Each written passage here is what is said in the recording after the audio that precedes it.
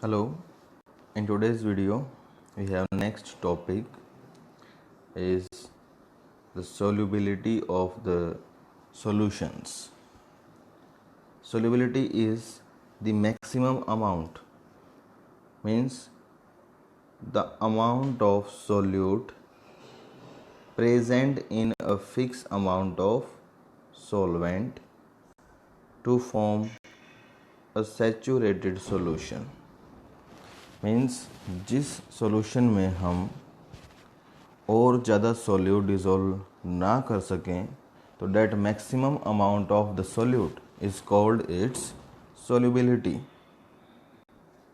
It means when no more solute can be dissolved in a given solvent, then this maximum amount is called as solubility of the solute.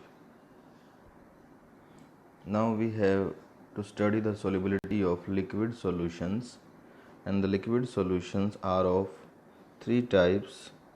Number 1, gas in liquid. Number 2, solid in liquid. And number 3, liquid in liquid. And the solubility of number 1, gas in liquid, इसके लिए हम use करते हैं the volume of a gas in ml dissolved per ml of liquid calculated at STP, standard temperature and pressure. Means इसमें हम क्या देखते हैं, the maximum volume of a gas in ml dissolved per ml of the liquid. But in case of solids we look at the mass, the mass in grams of a solid. किसी solid का जो मास है वो grams में dissolve in 100 gram of the liquid, means जैसे sugar in water. तो 100 gram water में किसी गिवन टेम्परेचर पे जितने ग्राम मैक्सिमम डिजॉल्व हो सकता है तो that is called its solubility. And in case of liquid in liquid, there is no requirement of the solubility because liquids can dissolve in any proportion whatever the amount. So these are the formulas for solubilities of different types of the solutions. So now next topic comes factors affecting solubility, and the first one is for solid in liquid. For example, sugar या salt when dissolved in water is the example of solid in liquid. तो जिस factor की वजह से solubility will increase और decrease, तो उसमें जो फर्स्ट फैक्टर है वो है nature of solute and solvent. As we know, like dissolves like, यानी कि जैसा सब्सटेंस है वैसे में डिज़ोल्व हो जाता है. So polar is more soluble in polar. Polar मतलब प्लस और माइनस चार्ज्ड, मोर और लेस चार्ज्ड. तो पोलर में and non polar in non polar shows more solubility and vice versa. कैसे एग्जाम्पल देखते हैं. NaCl sodium chloride, Na plus Cl minus polar है, is more soluble in water. Water क्या है, polar. Delta positive and delta negative charge है on hydrogen and oxygen, and it is more soluble in water than in benzene. Benzene क्या है, non polar, no charge. But अगर benzene में कोई non polar substance dissolve करेंगे like toluene, hexane, so this kind of substances they will find to be more soluble. तो polar में polar और non polar में non polar is more soluble, and reverse और cross means polar में non polar और non polar में polar is less soluble. Next factor is temperature, effect of temperature.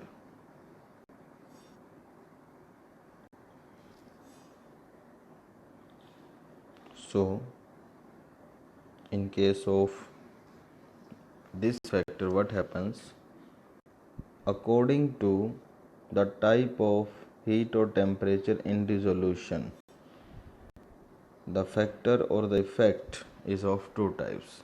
Means temperature का effect depend करता है कि जो प्रोसेस है डिसोल्यूशन का वो कैसा है, या तो एक्सोथर्मिक है या एंडोथर्मिक. तो there is reverse effect. For example, if the process is exothermic, यानी कि सोल्यूट में अगर सॉल्वेंट डिसोल्व करें और सॉल्यूशन बनने के बाद हीट रिलीज होती है. So according to the Le Chatelier principle, means if temperature is increase and according to Le Chatelier principle, जो कि 11th क्लास में था इक्विलिब्रियम में, the equilibrium will shift backward. Means अगर हम इस केस में टेम्परेचर इंक्रीज करेंगे तो इक्विलिब्रियम वहाँ शिफ्ट होगा जहाँ पर टेम्परेचर नहीं है या हीट नहीं है, and this side is left side. और लेफ्ट साइड मतलब solute is separated from solvent. So in that case solubility is inversely proportional to the temperature. लेकिन अगर हम किसी सोल्यूट को सोलवेंट में डिसोल्व करें और वो एक एंडोथर्मिक प्रोसेस यानी कि हीट एब्जॉर्ब करें, solute plus solvent plus heat means heat is on left side, then on increasing the temperature equilibrium will shift forward. यानी कि अगर टेम्परेचर इंक्रीज करेंगे तो इक्विलिब्रियम वहाँ शिफ्ट होता है ली-चैटलियर प्रिंसिपल के अकॉर्डिंग जहाँ पर टेम्परेचर कम है, हीट कम है, और अब की बार हीट कम है इन फॉरवर्ड डायरेक्शन. वो तो लेफ्ट में ही बच गई हीट. तो सो व्हाट हैपन्स, सॉल्यूशन की फॉर्मेशन होगी. इट मीन्स सोल्यूट और सॉल्वेंट डिसोल्व करेंगे एंड सॉल्युबिलिटी विल इंक्रीज. तो in that case solubility will be directly proportional to the temperature. And next comes the factor number 3, pressure. So as we know, there is no pressure of solids, so there is negligible or no effect of the pressure on the solubility of solids in liquids because they are incompressible. Simply we can say कि pressure apply करने से there will be no effect on the solubility of solids in liquids. So these were the factors which affect solubility of solid in liquid, and next will be the factors affecting solubility of gas in liquid. Thank you. Now the next topic is the factors affecting solubility of gas in liquid. Number 1, the nature of gas and solvent. This factor is same like solids and liquids. That is, polar gas is soluble in polar solvent more than in non-polar solvent. That is, like dissolves like. For example, NH3 ammonia is highly soluble in water because ammonia और water दोनों क्या होते हैं, polar. But nitrogen is less soluble in water क्योंकि nitrogen क्या है, non polar gas.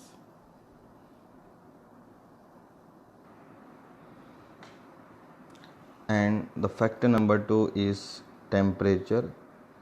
This factor is almost same like that of solids and liquids, but this is having only one type. How? Most of the gases shows exothermic process. जैसे कि solids में था एक्सो और endo दोनों, उस पर depend करता था. बट यहाँ पर in case of gas gas को जब हम किसी भी सॉल्वेंट में, लिक्विड में डिज़ोल्व करेंगे तो सॉल्यूशन की फॉर्मेशन के बाद जो हीट है it will be always evolved. तो प्रोसेस क्या है? Exothermic.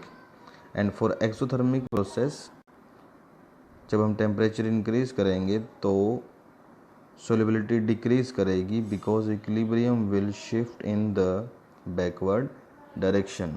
So solubility is inversely proportional to the temperature for most of the gases. I written most of the gases because there are a few gases very less in number like noble gases, hydrogen. These gases shows an increase in solubility because their dissolution is endothermic.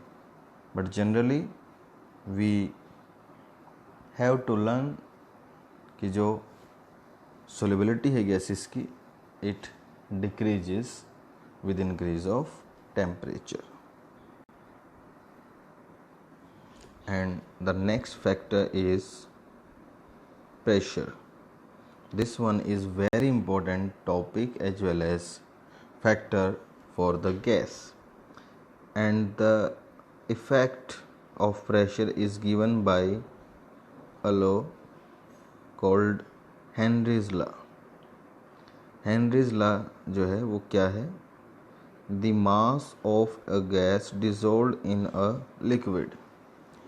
किसी liquid के अंदर, जैसे कि cold drink की बोतल जिसको हम soda बोलते हैं, उसके अंदर CO2 कार्बन डाइऑक्साइड गैस को डाला जाता है। तो the mass of a gas dissolved in a liquid is directly proportional to the pressure of the gas above the liquid. Means according to this law M is directly proportional to P. जितना ज़्यादा एक gas pressure लगाएगी, जितना एक gas का pressure होगा किसी liquid के ऊपर, तो उस लिक्विड के अंदर वो गैस उतनी ही ज़्यादा डिसॉल्व होती चली जाएगी, जिसमें M है mass of gas in grams and P जो है वो है pressure of the gas in atmosphere, pascal, bar, whatever. So this is called Henry's law.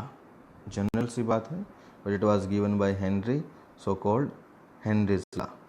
It means as more is mass as more is mole fraction. Simply अगर किसी gas का मास ज़्यादा है तो उसके मोल्स भी ज़्यादा हैं, एंड इफ मोल्स ज़्यादा हैं तो मोल फ्रैक्शन भी ज़्यादा होगा. सो हेनरी ने फाइनली इसको मोल फ्रैक्शन से रिलेट किया and he says X is directly proportional to P. P is the pressure of the gas. या फिर हम उल्टा भी बोल सकते हैं, मीन्स रिवर्स. कैसे? कि P is directly proportional to X. Means किसी कंटेनर के अंदर कोई लिक्विड है और उसके ऊपर गैस का प्रेशर अगर बहुत ज़्यादा है तो उस गैस का मोल फ्रैक्शन लिक्विड के अंदर डिसॉल्व्ड वो भी काफ़ी ज़्यादा मिलेगा. Means both are proportional to each other. Pressure of gas to solubility, solubility to pressure. तो सोलिबिलिटी को मास से भी एक्सप्रेस कर सकते हैं और मोल फ्रैक्शन से भी. तो हेनरी ने इसमें मोल फ्रैक्शन को यूज़ किया एंड फाइनल फार्मूला उसने दिया कि pressure of a gas is equal to X and multiplied by a proportionality constant KH called Henry constant. Means X is the mole fraction of gas and KH is the Henry's constant for a given gas. The next topic is effect of temperature on KH, means Henry constant. ये point भी काफ़ी important है because the value of Henry constant is decided by the temperature of the solution. How? इससे पहले हमने देखा था effect of temperature, कि टेम्परेचर इंक्रीज करने से सोलिबिलिटी ऑफ गैसेस जनरली क्या करती है? डिक्रीज. और इन दिस केस सोलिबिलिटी को हेनरी ने क्या बोला? Mole fraction. इट मीन्स जैसे ही हम किसी सॉल्यूशन को, जैसे कि कोल्ड ड्रिंक है, उसको हीट अप करेंगे तो उसके अंदर से जो गैस है इट विल कम आउट. तो सोल्युबिलिटी क्या हो गई, डिक्रीज। तो with increase of temperature solubility decrease, ये तो हमें पता ही है। और सोल्युबिलिटी डिक्रीज का मतलब है मोल फ्रैक्शन आल्सो डिक्रीज। और मोल फ्रैक्शन डिक्रीज अगर हो गया but pressure of the gas is same, तो इन दैट केस हमें KH को इंक्रीज करना पड़ेगा अकॉर्डिंग टू दिस फॉर्मूला। तो KH जो है its value will get increase with increase of temperature.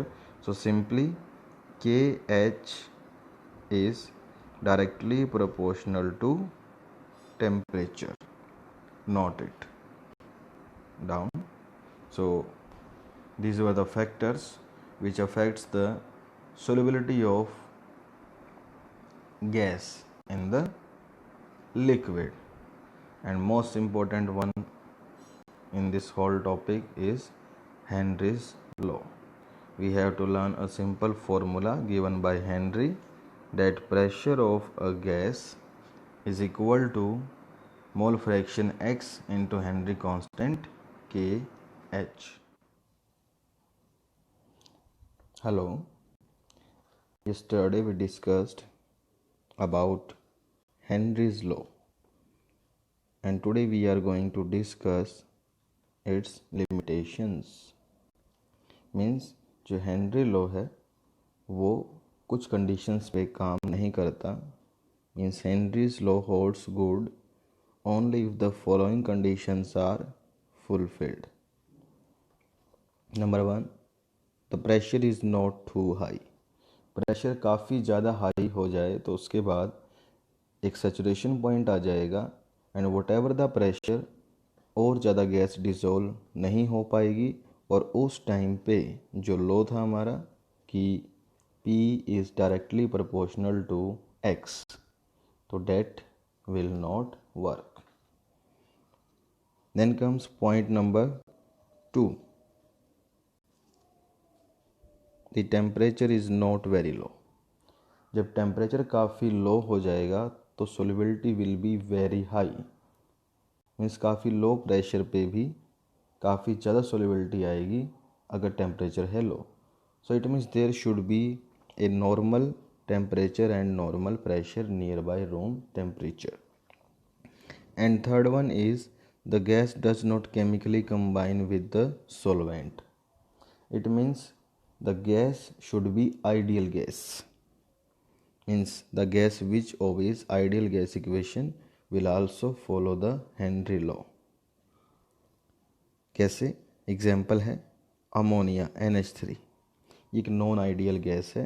जैसे इसको हम वाटर में डिज़ोल्व करते हैं तो it forms NH4 positive, means H2O takes H positive ion to NH3 and it forms NH4 positive and OH negative. तो इसने क्या दिखाया? डिसोसिएशन।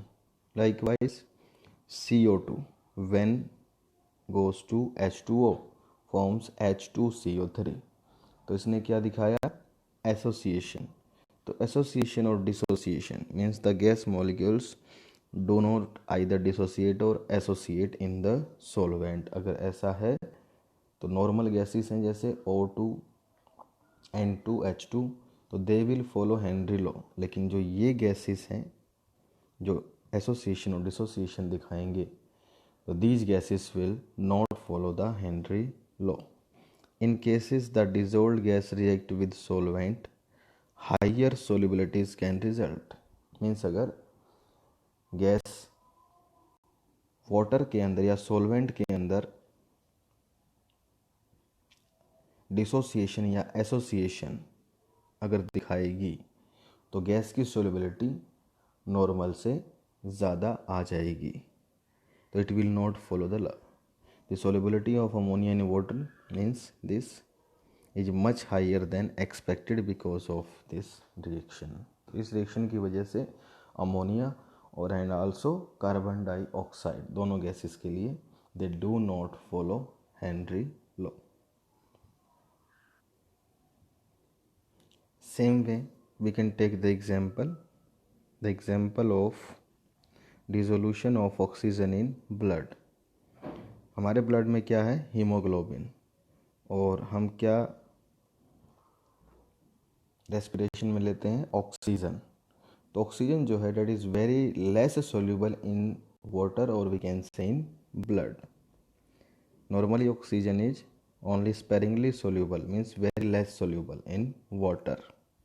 लेकिन हीमोग्लोबिन की वजह से ऑक्सीजन की सोल्युबिलिटी जो है it becomes very high due to formation of oxy haemoglobin HbO2 4, means its solubility in blood is abnormally high because of the high content of hemoglobin molecules. It means क्या है?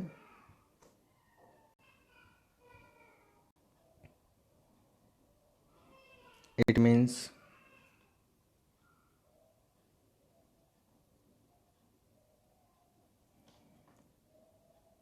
due to this process Henry law is not strictly followed, means हमारे blood के अंदर जब oxygen dissolve हो रही है तो it do not follow Henry law, but in normal conditions like dissolution in normal water, तो then oxygen follows Henry's law. So these are the limitations of Henry's law, जहाँ पर हेनरी लॉ फॉलो नहीं होता है. Now comes the applications of Henry's law. ये दिख नहीं रहा है आपको इसमें, बट यहाँ लिखा है applications, visible applications of Henry's law. Number 1, soft drink bottles are sealed at high pressure to increase solubility of CO2 in soft drink. Soft drinks या कोल्ड ड्रिंक्स में कार्बन डाइऑक्साइड गैस को high pressure पे apply करके bottles में डाला जाता है, because उससे सोलिबिलिटी जो है वो ज़्यादा हो जाती है. और जैसे ही बोतल को ओपन करते हैं तो प्रेशर जो है वो गैस का डिक्रीज़ कर जाएगा. And we know according to Henry law कि प्रेशर अगर कम है तो सोलिबिलिटी भी कम हो जाएगी. और इसीलिए when we open the bottles the gas fizzes out, gas बाहर निकल आती है बोतल खोलते ही, क्योंकि उससे प्रेशर लो हो गया था उसका, इसलिए. Then comes point number 2, at high altitudes means hilly areas में, पहाड़ों में हम बात करें तो partial pressure of oxygen, oxygen का जो प्रेशर है वहाँ पर लो होता है ड्यू टू लेस और due to less gravity at high altitudes. It leads to low concentration of oxygen in blood.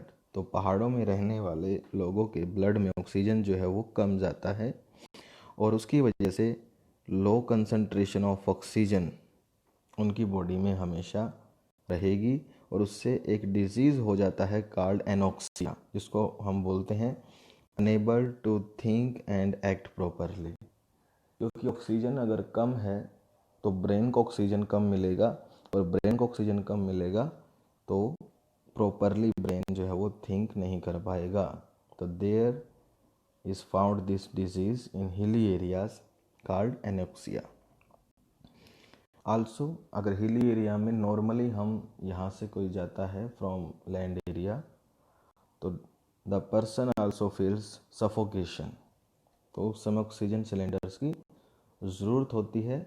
जो माउंटेन के जब ऊपर जाते हैं या नॉर्मली कोई हिल एरिया में जाता है तो they required oxygen due to deficiency of oxygen.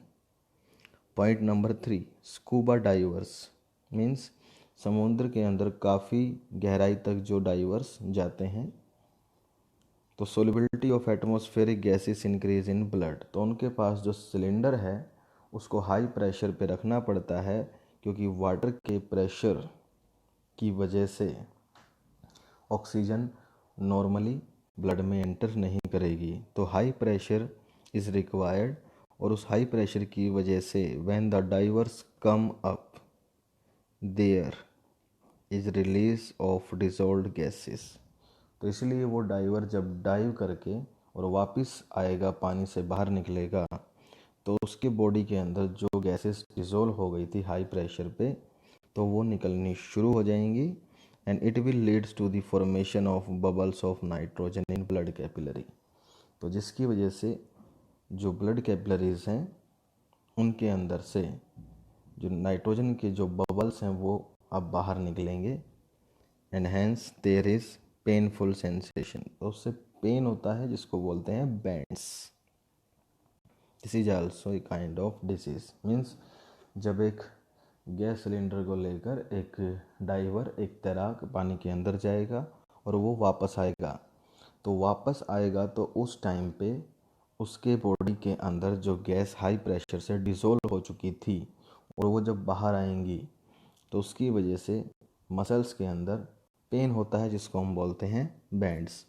और बैंड्स को अवॉइड करने के लिए स्कूबा डाइवर्स का जो टैंक है उसमें डालते हैं हीलियम, नाइट्रोजन और ऑक्सीजन, जिसका परसेंटेज है ये 32.1%, 56.2% एंड हीलियम 11.7%।